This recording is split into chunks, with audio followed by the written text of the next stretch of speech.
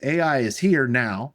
It's accelerating. Organizations that use AI effectively, meaning not too much, but also not too little, certainly not too slow, are going to be more successful than those that don't. You're listening to HR Superstars, a podcast brought to you by 15Five. On this show, we talk to strategic people leaders who are making a meaningful impact in their organizations and shaping the future of work. So get ready to be inspired and discover the secrets behind building high-performing teams and fostering a culture of growth and thriving. The future of HR starts here. Hey everyone, it's Karina Young, VP of People here at 15Five. I'm so excited to have you here on today's HR Superstars episode. Leaders know AI is changing how work gets done, and most are already using it to summarize meetings, move a little faster on the things that they were already doing. And that was fine as a starting point, but we are well beyond that place now. The companies actually pulling ahead aren't just using AI to speed things up. They are completely rethinking how work happens.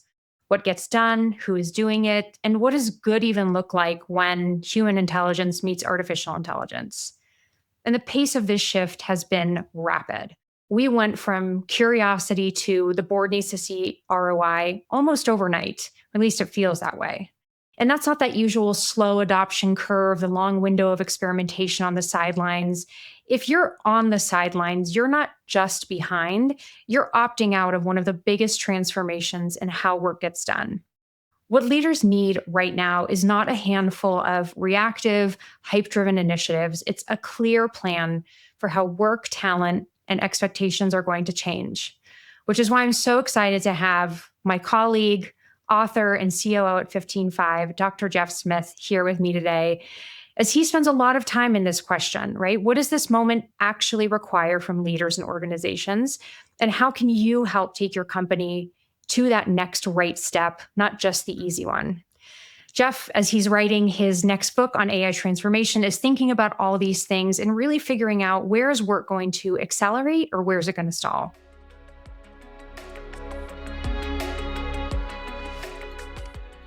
So Jeff, first of all, welcome back to HR Superstars. You've been a guest before. Give me and our listeners the movie trailer version of how you got inspired to write this book and why this topic matters to you. Yeah, thanks so much, Karina. Obviously, a big fan of yours and of HR Superstars podcast as well. I'm thrilled to be here talking about this really critical topic. You know, it's once in a generation, maybe once in a century type of transformation that really matters for all organizations. And one reason that I'm writing about this, talking about this all the time, is because of how important it is. AI is here and it's accelerating. CEOs, C-level executives, they want AI adoption, agents, and ROI. Even if they're not sure exactly what that means, they still want it. But also this has a real human impact as well, because people are concerned about developing the skills that they need. How is this going to affect me? Am I going to become, obsolete or replaced? Is this something that I should even participate in? What future opportunities does this have for me? And then to the point you made, this change has happened so quickly, like from curiosity to AI assistance being used in many tasks today. Almost everyone's using it in one way or another. One of the reasons that this is so exciting to me is how quickly this transformation is happening. Organizations that use AI effectively, meaning not too much, but also not too little, certainly not too slow, are going to be more successful than those that don't. But the change management, of course, is a technical question. There's so many things to keep an eye on there. But also it's a real human question. I love it. I mean, even just hearing that, Jeff, though, I imagine our listeners feel like the world of what is possible here is so big and so incredible. How do you explain the pace of what's happening to leaders who feel like they're keeping up, but there's something they're missing? There's like something bigger that they're just struggling to grab onto. That's kind of the hallmark of this period of change where, again, the acceleration is here. Companies are using it, but staying up on top of everything that's moving at all times is really challenging. And this is why it's so important for leaders to be thinking about how do we distribute and delegate the accountability for building this new way of working throughout our organization, leveraging, again, executives, leaders, managers, key people with critical skills in your organization. HR needs to be involved at the forefront, IT, finance, others, coming together alongside the builders themselves, ICs, to build these new ways of working. And I think if you're a C-level executive right now and you're trying to stay on top of what's possible in every single function and every single model with the way that work is being rewritten right now, it's going to be really challenging. And you do need to decide and delegate how can others be helping you rebuild work around this new sense of possibility. Yeah. You know, what I hear when you say that is not so much that the biggest gap today is an underinvestment in AI, but the underthinking of the strategy, right? Like, what is it that we're actually doing and moving toward instead of just accumulating all the things, all the skills? Like, how are we actually deriving real value from it? There's a lot of obsession about what AI can do because what it can do is incredible. My own experiences with using Claude, for example, are remarkable and really amazing. And we use Vaughn from Rattle, and like what it can do is sensational. And Gong's AI is awesome. But also, you need to start with what are the right investments here that align with what we want to accomplish as a business, and how do we explore use cases that have clear success metrics that align with where we need to go as a business. Like if you start with the obsession with what's possible with the technology, which, by the way, is something that almost can't be overstated at this point because it's remarkable, then you can lose track of like, hey, how are we turning this incredible new technology and the way we can think about designing systems and breaking down workflows and eliminating waste in our organization, increasing automation, allowing humans to be more human. Like whenever we think about all those things, how do we orient those things back to creating value to the different stakeholders that matter to a business? Whether that's, investors, it could be shareholders, your customers, your employees, the business itself.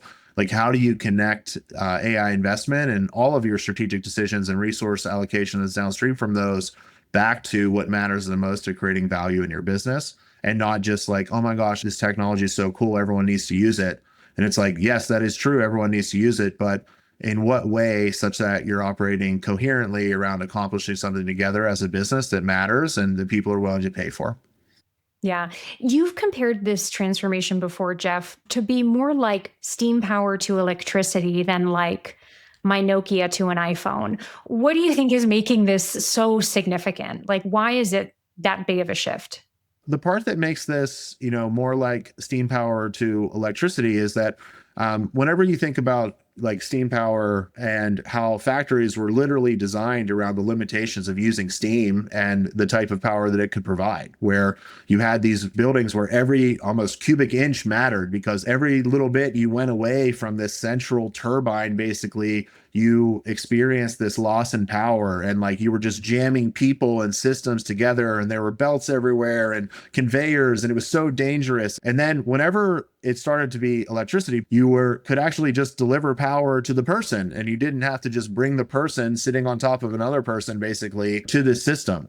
And again, it allowed for the redesign of physical space and management and operations and supply chain and where these factories could even be located, because in steam power, you needed to be around a water source and basically a coal mine and everything else. This has required an entire rethinking. And I think that's the possibility here as well, where this is a fundamental rethinking of work being done. Yes, these tools can be so helpful in assisting you in doing your work the way it is, but also it's an opportunity to zoom out and ask ourselves, hey, what are we trying to accomplish here as a business?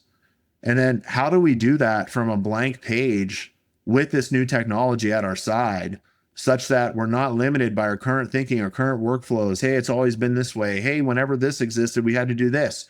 And it's such an interesting and exciting time, but it's a change of that magnitude. Again, it's not just like, oh, this is going to make things 3% better.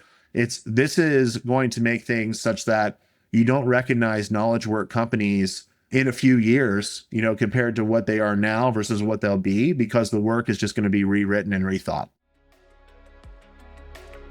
Tired of high turnover costs draining your resources? 15Five's performance management platform helps you find and act on employee turnover risk before it's too late. From continuous feedback loops to manager coaching and training that improves role clarity, recognition, and retention.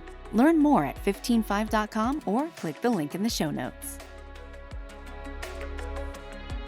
How do you encourage leaders to actually redesign work, right? Like I imagine that the people who were moving from the steam factories into factories powered by electricity, like how do you break the mold of what you know, right? And what you've been working in for so long? I think that practical step can be really hard for leaders because in theory, I'm sure they're hearing this and they're like, yeah, great, Jeff, I get it. But like, how do I do that? How do I actually bring this to life? It's a great question, and I think it can be challenging, to do. And it is hard to bring fresh new thinking in. And I think gathering perspective from throughout your organization is one way to do it. Oftentimes the people who see the greatest opportunities for rethinking how work could or should be done are the ones who are actually closest to the work themselves. And again, involving them in the creation of this with a centralized approach to, hey, we need shared services, shared context, shared data, shared permissioning, but then also, hey, there's this new set of tools and skills that you can be using and applying them to the problems that, this part of the business is tasked with solving. Whenever I think about, workflows as an example, it's really about this sequence of steps that reliably create stakeholder value. So, thinking about like, hey, the workflow starts here, here's where it's connected to, here's the inputs, here's the step-by-step, here's who owns what by when, the output, the different feedback loops, the data that's generated, how does it learn? And then there's going to be certain parts of workflows as you're rethinking them that can be automated. Some of them can be assisted, some of them are human. And then sometimes whenever you reevaluate workflows, you realize like, hey, we don't need that step anymore. And in order to create valuable workflows, it is so important, again, to be thinking about this from the what do I want to accomplish place and not how do we accomplish it today. All these things need tied back to greater business value and those higher level business objectives. Or as a leader or as an HR leader, you're like, oh my gosh, we put so much effort into doing this. We've had AI days, we've done this and that. We ran, 71 pilots, and we're still in this place where we're not sure what the impact is. Again, this requires a skill around systems thinking as well, which to me is the combination of, human intelligence, judgment, reasoning, taste, the things that make humans great, AI, software, data processes, feedback loops, and then checks and balances in your system. So there's an opportunity for a lot of learning and a lot of growth at every level of organizations around this type of thinking. Yeah. And that's why I think leaders need to invest that time in what is that systems thinking, right? How do you really think about redesigning work? Obviously, starting with, to your point, what is the business trying to achieve? And are you actually redesigning in service of those outcomes? And sometimes it is just, you need to be working with people who you can be vulnerable with of like, I'm going to say things in the steps and I need someone to push me of like, that's not necessary anymore, or that's not really a part of this goal. It's not critical to it. I know you love to enter this into your HRIS every single day, but like, actually there's probably a better way, right? And like, you need to have kind of that group that you can really experiment with, but not get stuck in just, let's keep experimenting over and over. Like at some point, you've got to make the shift, make the choice. And I think to what you were saying earlier too, Jeff, a big part of this is around change management and bringing people on the journey, especially for the employees in your organization who are at the forefront of just the fear and the excitement and the worry and the wonder and the hiding what they are doing, resisting it, all those things.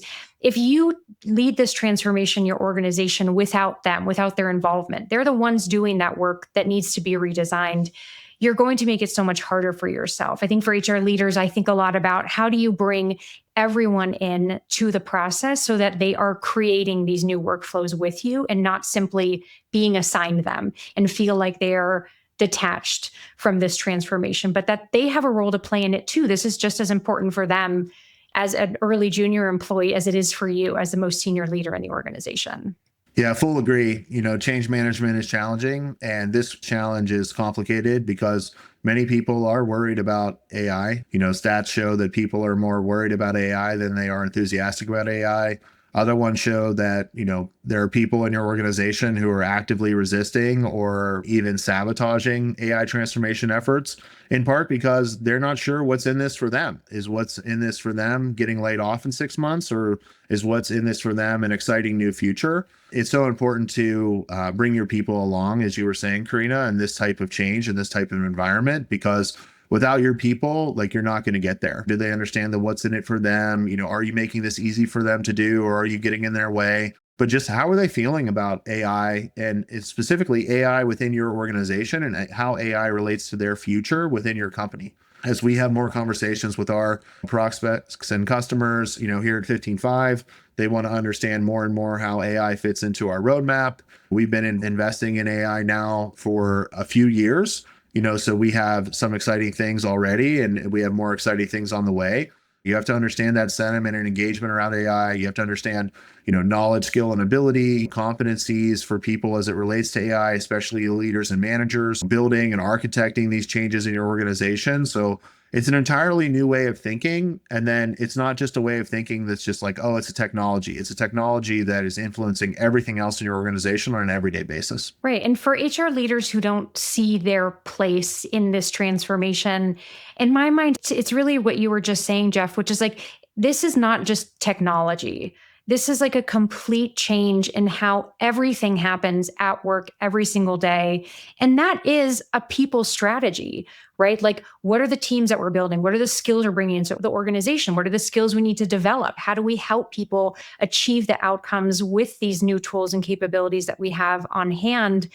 If an HR leader can't see how they fit in there, sometimes I just want to give them a little like friendly shake to shake of like, this is your world. Like, you have to step into it and make sure that you are armed with the tools and the capabilities that are also your AI partner. Like, you should have those same tools in your suite that I'm like, I'm doing my work better because that's powered by AI. It's powered by the right people data that's helping me triangulate everything that I need across engagement and performance and retention and manager development. That's like, we have a role in this too. If you're putting yourself on the sidelines, I think that's a choice to be there. You also have a choice to step up and step into this really as an architect, which is something you talk a lot about, Jeff, kind of this idea of maybe moving away from just being an architect to like a bigger urban planner in this change. Tell me about your thoughts around that shift and why that's an important mindset change for you. Yeah, if you want to reach this future where you're an AI mature organization, workflows are redesigned,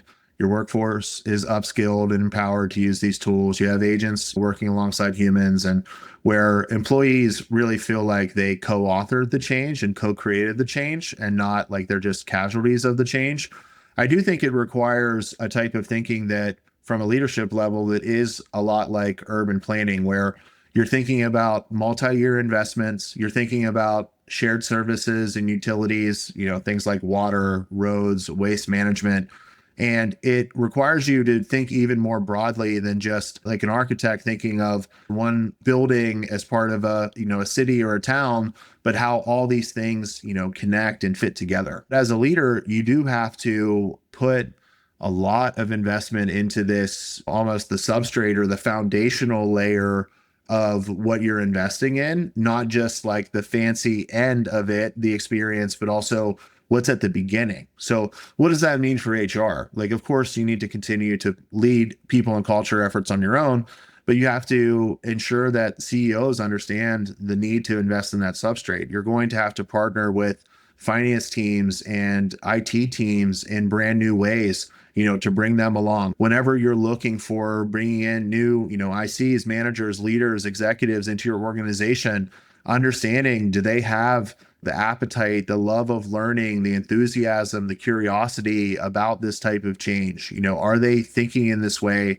Or are they thinking in the old school, like leaders need to be liked, cheerleader types who just, raw the way forward for organizations? Or are they thinking more in this urban planning way where it's like, hey, we need systems design here. What capabilities do we need? Like, hey, this technology stack is completely disconnected. How do we make sure that it's connected so everyone has the access to the data that they need so we don't have all these rogue AI projects happening all over the place? How do we ensure that these systems are really supporting the key use cases for our key functions and then build out from there? What's our roadmap on making these changes over, a multiple week, month, quarter, even year, point of view? It is a rethinking of how all these components fit together with a deep appreciation for some roles that maybe are underappreciated, like IT, like HR, that's really required for this next level of leadership. How do you think roles in an organization are going to change in terms of the most essential skills to have? Like, where do you see kind of these new lanes forming of what's going to make a really successful organization now and in the future? Yeah, I think one area is coming back to this idea of system design and how do you think in terms of AI first? How do you think of agents first? Whenever you're thinking again about like, okay, need to zoom out. What are we trying to accomplish here? Like, okay, we're trying to create demand and capture demand for whatever we're bringing to market in our organization. There's a playbook that, exists in how to do that. It has a certain checklist of things on it. You need people who have the skill and have, again, the enthusiasm, the appetite for rethinking that problem from the what do I want to accomplish layer, which is to create and capture demand, and starting from there. Like, for example, agents are already starting to have their own wallets and buy things, right? There's a future where agents will make purchases on software and tools and skills that they need to get certain jobs done. Like, you need people who are open to that type of start with the end in mind. What do I want to accomplish thinking? And then building systems that connect, and how to do that again from almost like a blank page where maybe the blueprint hasn't been written. You need someone who's bringing that curiosity, enthusiasm for building systems that not only connect people, agents, software, but have the feedback loops that connect to other workflows in your organization. You need to be, willing to learn and not just sit on like, hey, I have 10 years doing this, so I know everything, or I have 20 years doing this, or even 30 years doing this. Like, these things are being rewritten. And if you have the humility to admit like, oh my gosh, I need to reskill, upskill myself as a leader. AI isn't just something that I just need to yell at my people more and tell them to use. Like, I actually need to understand what's possible here. And I need to think in systems and think in workflows and, support my people and make sure we're investing in this foundational layer and in the context that I'm providing my people and evaluating people and developing people in those areas. If you can bring that humility, I think you can be in a good place. If I were to just think about who comes to mind as like someone who changed the way things were done, it is not only the curiosity that you talked about, but it's matching that with courage to do something different, to take a risk, to make that calculated decision or bet of like, I'm actually going to push this forward. Like, once I've learned about it, once I've seen it. And that is a really cool moment for any leader to think about stepping into right now, right? It's not about what's the playbook that my boss did or their boss before them or the generations before me, but you actually have this whole new world in front of you where you get to take those skills that, and many times we're not encouraged in like the typical corporate world for the last like 2-3 decades. And you get to put them into practice to build that world of work for the future. That's something I think about that really excites me and gives a new opportunity. Agree. And, as you were talking, I do think that there is a courage that's required here, because there are studies that suggest like, hey, people aren't seeing the overall business value of AI, or like, hey, why should I learn this? Because it'll just be outdated in a week. And especially, I think here, in 2026, it's been such a fast moving year already, like dramatically faster than 2025. Understanding strategy as an example, as, hey, there's goals that we want to accomplish, which are not strategy, they're goals. And then there's obstacles to those goals that we need to diagnose. And then we need to create policy and plan and then allocate resource properly, as a portfolio of investments in a business to achieve this new future. And I think that it's very tempting right now to underinvest in that portfolio on these foundational layers that are the backbone of building out systems. Everyone in your organization has a subscription to Copilot, Gemini, Claude, Grok, and ChatGPT. People aren't using them. You have no clue who's using them. You don't know who's using them effectively. Managers and leaders don't know what the expectations are, if they're clear. So a lot of those fundamental things around, strategy, resource allocation, ensuring that people are supported still matter. But the how has changed in some of these areas in really critical ways where, words like governance model and centralized administration just don't get people pumped. But if you don't think about those things well now, then you're going to be building this agentic future or this AI future you want to have on a poor foundation. Similarly, if you rush this and don't do it well, you could build it on a poor cultural foundation as well, where people feel like, oh yeah, this is just another knowledge transfer project that's going to lead to my termination in a couple months once I transfer this knowledge. And being in HR is quite hard because people are complicated, as I'm always saying, but also needs that IT foundation. But It needs to be both. Like if you're just like, oh my gosh, everyone has, a Claude subscription now and Claude Code and Claude Cowork, and like I bet they can get this done, but it doesn't connect to other key systems like 15.5, I would argue, then you're in a tough place. And also if it doesn't have that people and cultural element, you're in a challenging place as well. Tell me a little bit about the maturity framework you've been using to talk about this, right? This emergent, accelerating, and optimized maturity of an organization. How do companies figure out where they are, and why does it matter to move up that framework right now? 2026 to me is about value orientation. We went from AI curious in 25, where it's like, oh, cool, you're using that. Me too. Like, what do you think about this? Did you see, so and so is talking about prompts, to now like, oh, these systems are incredible in many ways, but what's the ROI? And how do we think about, again, this portfolio of investments in our organization such that we can see the impact we want to see? As you think about what's underneath that, again, like words like governance model, moving from bringing your own AI and like everyone's just figuring out these things on their own to centralized administration and integration depth, where AI is making certain things faster, but how do you have the right connections between, your different systems such that you have all the context and data you need for that system to be impactful? And then also capability model, like 2025, even self-directed exploration, I think was normal, where it's like, oh yeah, you're trying that. Me too. Have you seen this? Versus you need structured AI enablement, where you're moving from, oh, we're curious about this to like, okay, we need to talk about ROI to, hey, we're making this portfolio of investments in AI and people and skills and competencies to deliver these outcomes. And we're evaluating our performance against those outcomes themselves. AI can help with workflows, for example. We have tools that are remarkable for preparing for customer calls and doing follow-up. For managers, of course, we have Kona that provides notes and coaching in automated ways, which is great. But then also that next level is really workflow integration. So how do these things fit together? And they're not just assistants. And then how do you, again, create autonomous systems with agents as well? So agents and humans working together, capitalizing on the capabilities and limitations of both to create new possibilities for work. And again, that comes a lot through integrations, because you need that right context, that right access, that right permissioning at the foundation. And if you don't have that, then people will just, shadow AI, use their own tools with LLMs and, things like Claude, that people are going to use them anyway. So you need your IT team and your HR team to be working on, again, the administration, the skills, and so on. And then on the capability model, as you move up in maturity from like self-directed or self-exploration, towards a culture where you're AI native, meaning your AI is at the center of what you do, and removing AI would fundamentally change what's possible in your organization. You need to be looking at things like performance management. And do we have the right goals and priorities related to this? Are we making progress? Do we have the right self-development goals?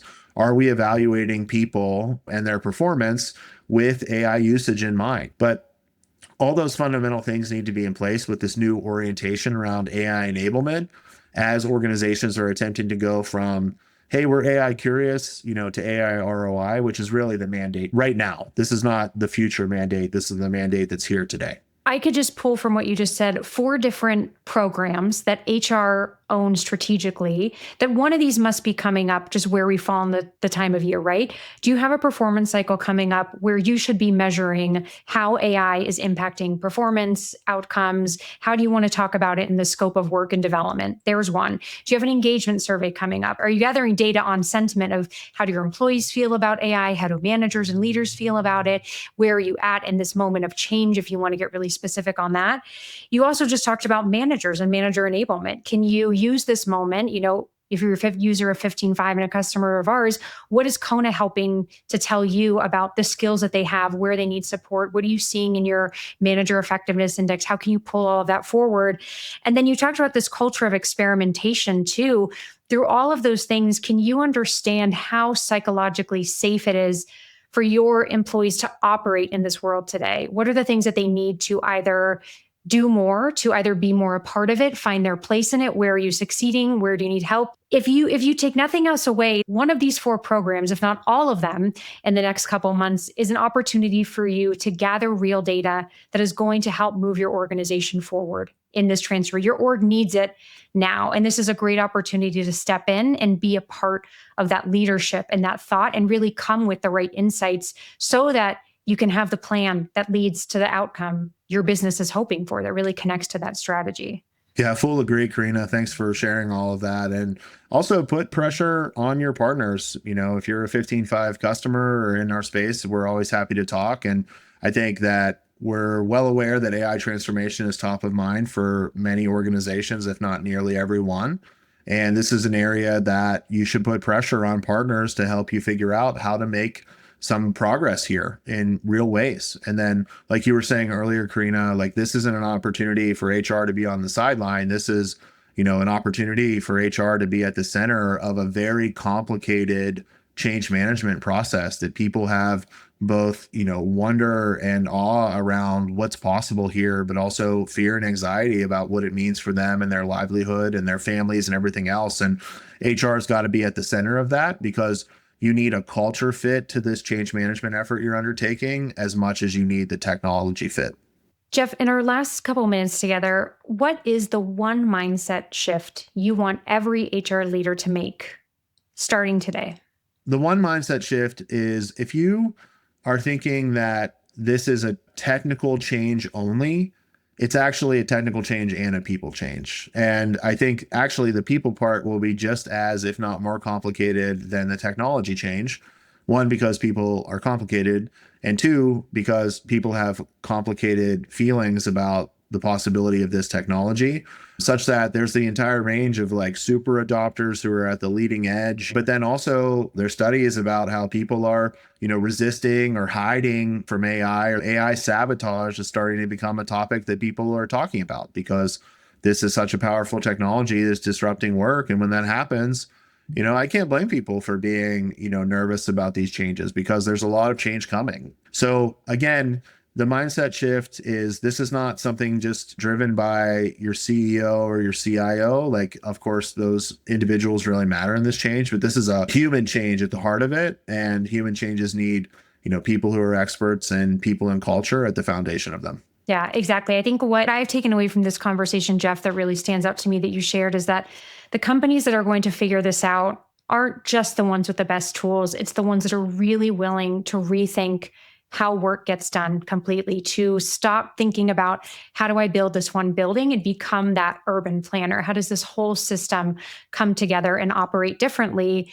And how do you show up with both the curiosity and the courage to make that kind of change and lead in this? And so I invite all of our listeners to hear more about this. If you're excited about what Jeff is sharing, what we're talking about here, come join us at 15.5 Next. It's June 9th, 12 p.m. Eastern. We want to see you there. We're going to be talking a lot more about AI transformation, particular how that's a part of 15.5 products and where we are headed. So use the link in the show notes to register for free. We want to see you there. If you're a 15.5 customer, now you want to become a customer and you want to talk to us, reach out to Jeff on LinkedIn, reach out to me. We want to chat and connect with you. And thank you again so much, Jeff, for your time and your expertise today.